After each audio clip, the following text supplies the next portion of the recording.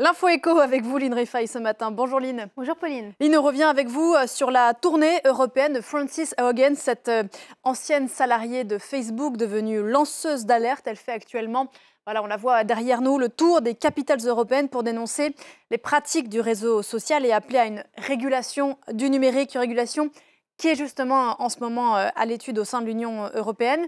C'est donc dans ce contexte que Frances Haugen s'est exprimée hier devant les députés européens. Oui, c'est un témoignage qui arrive justement à point nommé pour les parlementaires européens alors qu'ils débattent depuis des mois déjà de 2 projets de loi pour réguler les activités des géants du numérique. Ils ont donc écouté avec attention les propos de cette ancienne salariée de Facebook devenue lanceuse d'alerte. Frances Haugen, que l'on voit ici, qui a déjà témoigné devant les parlementaires britanniques et américains, accuse donc le réseau social de répandre la haine en ligne et la désinformation, car selon elle, Facebook utilise un système qui donne la priorité au contenu qui génère le plus de clics. Or, il s'agit souvent de contenu haineux ou trompeur. Alors, ces affirmations, elles sont réfutées, on le voit ici, par le réseau social qui affirme avoir mis en œuvre des moyens pour y remédier. Facebook assure consacrer plus de 5 milliards de dollars pour la sécurité des utilisateurs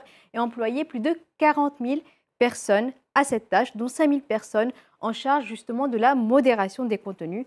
Mais pour les militants qui sont venus soutenir l'ancienne salariée de Facebook lors de son déplacement à Bruxelles, c'est loin d'être assez. Il faudrait maintenant passer par des lois pour réguler les activités des géants du numérique. Écoutez. L'Union européenne a donné une chance aux grandes plateformes du numérique de s'autoréguler depuis un certain temps déjà. Elles ont lamentablement échoué. Sa venue ici alimente donc le débat sur la législation qui doit être adoptée et nous espérons qu'elle le sera.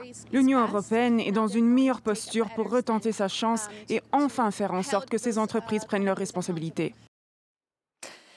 Demander des comptes aux géants du numérique, Line, c'est l'ambition des 2 nouveaux projets de régulation qui sont actuellement à l'étude au sein de l'Union européenne. C'est vrai, Pauline, il y a en effet 2 projets de législation qui sont portés depuis plusieurs mois déjà par le commissaire européen en charge du marché intérieur, Thierry Breton, car pour lui, il y a urgence à réglementer ce qui, je cite, ressemble toujours à un Far West digital. Ce sont les mots qu'il a employés justement hier à l'issue de son entrevue avec Frances Haugen. Alors, en quoi consistent justement ces 2 projets de réglementation qui sont à l'étude au sein de l'Union européenne? Il y a d'abord le DSA, le Digital Services Act, ou encore le règlement sur les services numériques. Alors son objectif, c'est d'interdire aux plateformes comme Facebook, Twitter, Instagram d'utiliser des algorithmes pour promouvoir de fausses informations et des discours dangereux. Une interdiction qui devrait aussi s'accompagner, cette fois Pauline, d'une obligation de moyens et de transparence. Et puis il y a aussi le DMA,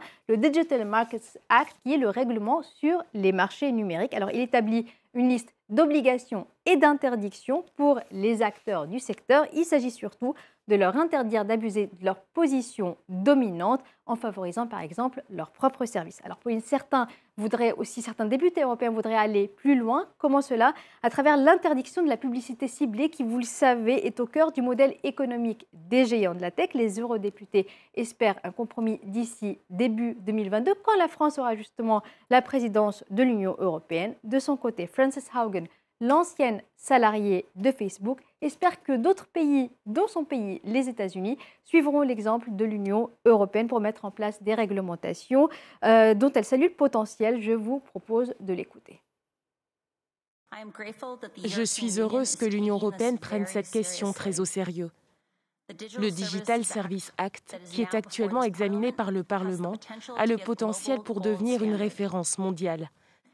Ça peut inspirer d'autres pays, dont le mien, à prendre en charge de nouvelles prérogatives afin de protéger nos démocraties. Voilà pour une partie de cette intervention. En attendant d'être régulés, Line, les géants du numérique continuent d'engranger des bénéfices.